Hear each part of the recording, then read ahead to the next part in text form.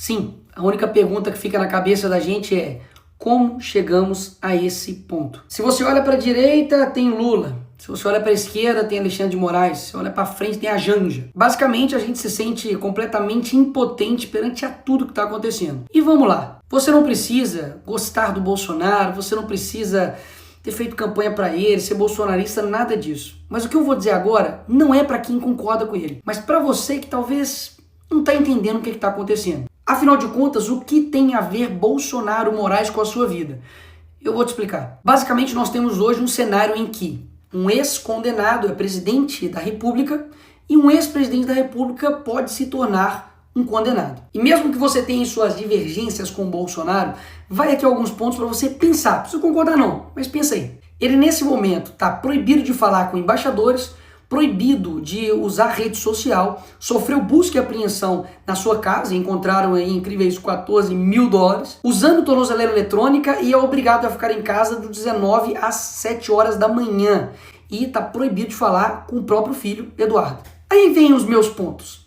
Alguém que roubou a INSS, que foram bilhões, está usando tornozeleira eletrônica? Você já viu algum traficante, estuprador, alguém aí que roubou bilhões às estatais, ficando impossibilitado de conversar com o seu próprio filho? Ou seja, o script é o mesmo. E quando você entender que nós não estamos em uma democracia, você vai entender o porquê o que estão fazendo com o Bolsonaro afeta também a sua vida. Porque afinal de contas, se eles estão fazendo isso com o ex-presidente da República, o cara basicamente mais popular do Brasil, o que eles não vão fazer com você?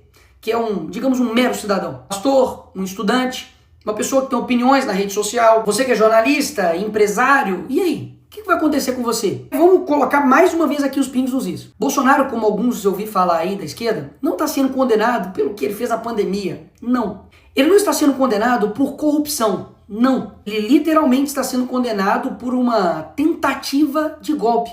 Ele é a pessoa que está despontando nas pesquisas eleitorais como primeiro lugar contra o Lula. Ou seja, será mesmo que eles estão preocupados com a democracia? Pausa. O Lula que recebe ditador aqui no Brasil, como Nicolás Maduro, ou será que eles estão preocupados em tirar a oposição para poder vencer as eleições? Hein? O que você acha? Isso literalmente aconteceu na Venezuela e através do STF, ou seja, a Suprema Corte de lá faz exatamente o que a Suprema Corte daqui está fazendo, especificamente na figura do Alexandre de Moraes. Me parece que no Brasil não tem mais nada mais importante para poder se combater, sei lá, tipo crime organizado. Afinal de contas, Comando Vermelho, PCC e todos os outros que estão aí, estão literalmente destruindo a vida de pessoas, matando, roubando, sequestrando. Mas a preocupação principal da nossa Suprema Corte, nossa Polícia Federal, pelo visto, é uma pessoa que, enfim, tentou dar um golpe lá dos Estados Unidos, em EAD, virtual. Ainda fizeram uma manchete como se $14 mil na casa dele fosse uma coisa, assim, absurda. Ai, bicho, eu sou crente, eu não posso xingar. Mas a vontade que dá de falar, velho, vai pra...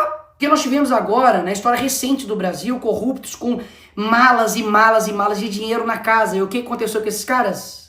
É isso mesmo, nada. Pessoas que foram condenadas por 400 anos, como o Sérgio Cabral, tá agora sendo influenciador no Rio de Janeiro, gravando um videozinho. Então, peraí, você não precisa gostar do Bolsonaro, não.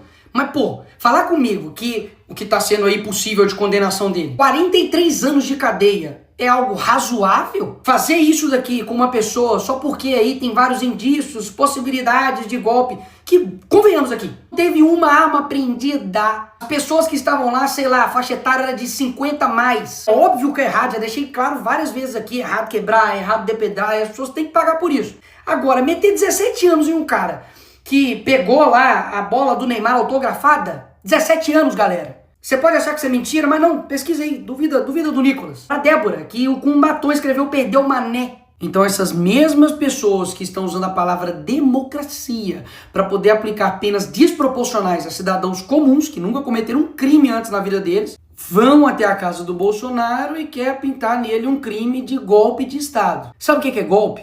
Golpe é lavar dinheiro, é quebrar estatal, é desviar bilhões de reais. Isso sim é golpe. Sabe o que é golpe? É um juiz que não teve uma caramba de um voto, que não é representante de ninguém e não tem legitimidade para poder tomar as decisões, tomar todas as decisões do Brasil. Ou você não sente isso? De que tudo o Alexandre de Moraes decide. E um ponto importantíssimo, tudo isso aconteceu um dia depois do Donald Trump mandar uma carta assinada por ele em apoio ao Bolsonaro, deixando claro que as perseguições, que tudo que está acontecendo com ele é uma injustiça, é caixas bruxas e, obviamente, poxa, estão fazendo isso para poder tirar ele das eleições. E nessa parte, a esquerda me vem com: ai, e a soberania do Brasil, Nicolas? E a soberania do Brasil? Eu concordo que, óbvio, o Brasil precisa, sim, ser soberano. Mas o que soberania significa, criatura? Significa que o país possa ter autonomia sobre suas decisões. E até aí tudo bem. O Brasil está dando um exemplo de como não ser diplomático, né? Porque eu não sei se você sabe, mas os Estados Unidos não é uma economia que você pode falar: ah, quer saber, não quero ver você. Porque antes da campanha, o Lula falava que com uma cerveja e uma conversa de bar resolveria uma guerra. E agora não está conseguindo resolver uma questão de tarifa. Só para lembrar aí. Agora, as decisões que os Estados Unidos está tomando nesse momento, ou futuramente possa tomar, como a lei Magnitsky, então até mesmo a taxação que o Trump fez, que no meu vídeo mesmo anterior eu disse que não há o que comemorar, afinal de contas a gente sabe que isso pode sim impactar e muito a nossa economia aqui no nosso país, nada mais está tomando uma decisão de como o seu próprio país irá tratar as questões das importações. Então a narrativa de que isso estaria ferindo a soberania nacional, isso é mais uma narrativa do PT da esquerda. PT esquerda que durante a sua vida inteira mentiu pra você. É o mesmo cara que te prometeu picanha e não entregou nada. Então assim, acreditar em todas as narrativas que a esquerda traz pra você, aí o problema nem é mais a esquerda, meu filho. É o problema você que acredita nela. Agora, mais uma vez, cá entre nós, vamos recapitular um pouquinho só a história. Lula acabou de pedir pra Cristina Kirchner, que foi condenada por corrupção, a soltura dela. Ele foi lá na Argentina pedir para soltar ela. A Gleisi Hoffmann, que é deputada do PT, não sei se você sabe, mas já foi até a TV árabe para poder pedir para o Lula ser solto. O PT foi em outros órgãos internacionais para poder falar para o Lula ser solto, contra o impeachment da Dilma, enfim. Fizeram isso milhares de vezes. E aí no caso deles é ajuda. Não, nós estamos aqui ajudando. Aí quando é o Eduardo, aí não. Aí é ataque à soberania nacional, é crime. Peraí. Eles não fizeram isso a vida inteira. E tem tipo de coisa que você tem que ir ver. Coloca aí no Google assim, ó, Foro de São Paulo. Vai ver que desde 1990 os caras estão influenciando externamente todos os países da América Latina e principalmente o nosso país. E uma perguntinha aqui gostosa aí pra você que é de esquerda ou canhotinha. Qual seria a sua reação se o Donald Trump, nesse exato momento agora, mandasse um avião aqui pro Brasil para poder buscar e resgatar Jair Bolsonaro? Fala pra mim a verdade, qual seria a sua reação? Ataque à soberania, pipipipopopó e não sei o que, não é? Mas foi exatamente isso que o Lula fez com a ex-primeira-dama do Peru, que foi condenada por corrupção. Usou o seu dinheiro de pagador de impostos, usou o avião das Forças Armadas Brasileiras para poder ir lá e resgatar ela. Opa, peraí! O Lula não tá ferindo a soberania, não? Ou seja, todo o script é o mesmo. Eles fazem a coisa errada, destroem o país, colocam a culpa no outro e depois criam um caos e depois se apresentam como uma solução. Mas e aí, Nicolas, o que nós vamos fazer? Aqui você chega na parte final, mas não menos importante do vídeo. Não, nós não estamos vivendo em uma democracia. Então, vamos partir daí. Em uma democracia normal, o Senado iria colocar freios e contrapesos com o STF. O STF seria uma corte não política, mas uma corte que iria zelar pela nossa Constituição. E o Congresso iria elaborar suas leis, ver o que é melhor para o país e, enfim, também poder fazer emendas à Constituição para poder também frear os poderes dos outros demais poderes. Mas não é esse Brasil que a gente vive. Então esperar de mim ou dos outros deputados que a gente faça algo dentro da regra do jogo que irá mudar um jogo que eles não seguem a regra do jogo, é loucura imaginar essa forma. E eu tenho um exemplo aqui perfeito para poder te dar. No caso, por exemplo, do IOF, que houve um aumento de imposto pelo PT, claro, Haddad, o Congresso viu isso e falou, vamos derrubar. E nós derrubamos. O que o Lula fez? Foi lá e derrubou a nossa decisão. O que nós fizemos? Fomos lá e derrubamos a decisão dele. O que o PT fez? Levou pro STF. Chegou no STF, o Moraes decidiu o quê? IOF, tá tudo bem, vai rolar. Ou seja, é como se eu fosse um jogador, fui lá no jogo, fiz 3 gols. Finaliza o jogo, nós ganhamos a partida, e aí o juiz fala, não, os seus 3 gols não valeu, Nicolas. Na verdade, quando você faz um gol, o gol vai pro outro time. Então, vitória do time contrário. O jogador tem culpa nisso?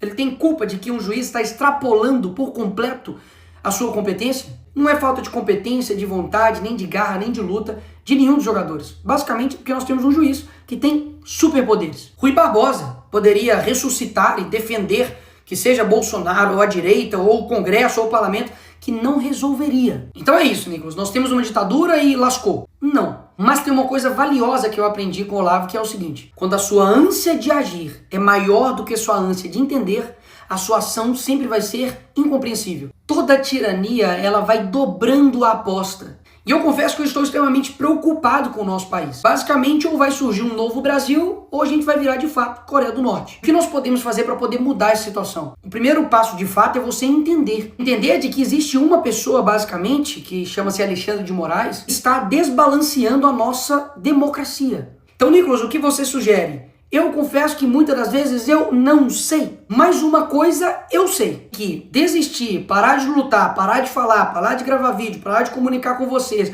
parar de falar a verdade, isso não é o caminho. Então esse é o primeiro passo, de que, da mesma forma como eles não desistem, porque você tem a sensação de que, tipo, eles não param nunca. Um dia isso, um dia aquilo, parece tipo assim, psicopatas no poder. Mas eles não param. E o que geralmente acontece com a gente, que, poxa, somos pessoas que só querem ter um Brasil legal, cara. Só quero ter um Brasil seguro, só quero ter uma economia pungente, só quero ter empresas que funcionem, trabalhadores que sejam respeitados, pessoas que possam viver a sua vida bem, que estejam, trabalhando para o nosso país. Mas existe uma galerinha que não. Eles não querem que isso aconteça. E eu sei que esses caras não vão largar o osso, amigo, de qualquer jeito. Eles vão até o fim. Mas a gente também precisa ir até o fim. E por fim, o ponto mais importante: eu não tenho dúvidas que Deus não está com os olhos fechados para o que está acontecendo no nosso país. Existem nesse momento agora centenas de pessoas que choram, que estão distantes da família, que estão sendo perseguidos injustamente aqui no nosso país. E muita gente fica calada, muita gente não se move,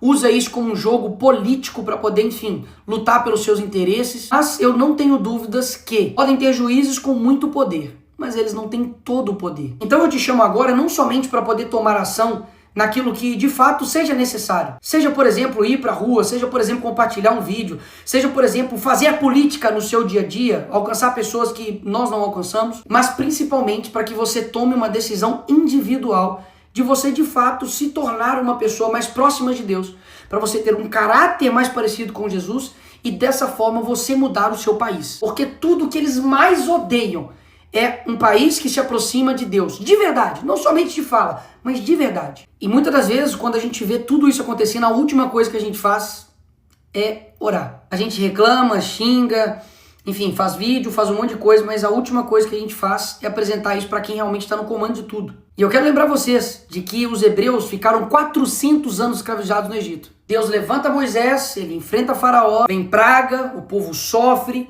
depois ele abre o Mar Vermelho e finalmente Faraó é derrotado e o povo é liberto. O que eu quero dizer com isso é que existem coisas que a gente não tem condição de saber o que vai acontecer. Coisas que de fato são improváveis e que não estão no nosso controle. Mas o nosso dever é fazer o certo sem esperar que dá certo. Para melhorar, vai ter que piorar muito ainda. Mas eu quero muito saber como é a gente vencer esse pessoal. Você não tá com essa vontade também, não? Mas isso não depende de uma pessoa, de uma instituição, de um grupo somente, mas depende de todo mundo. Quando eu falo de todo mundo, é você que, enfim, tá aí, talvez vendo esse vídeo deitado na cama, ou tá vendo no ônibus, tá vendo no avião, enfim, não te conheço. Mas você é importante pra caramba nesse processo. Porque caso contrário, a gente realmente não vai conseguir. Porque pode ter certeza que um país que não sonha, ele não consegue atingir nada. Uma pessoa que para de sonhar, esquece, ela tá morta. Ter certeza que tem muita gente nesse país que tá com o coração verde e amarelo, louco para poder mudar as coisas. E essa hora vai chegar. Essa hora vai chegar. O sonho de um novo Brasil ainda tá vivo em mim. E eu não tenho dúvidas também que tá vivo em você. E pode ter certeza, o que tiver ao meu alcance a gente vai estar fazendo. A minha voz é a sua. Enfim, não desiste daí, que eu não também desisto daqui.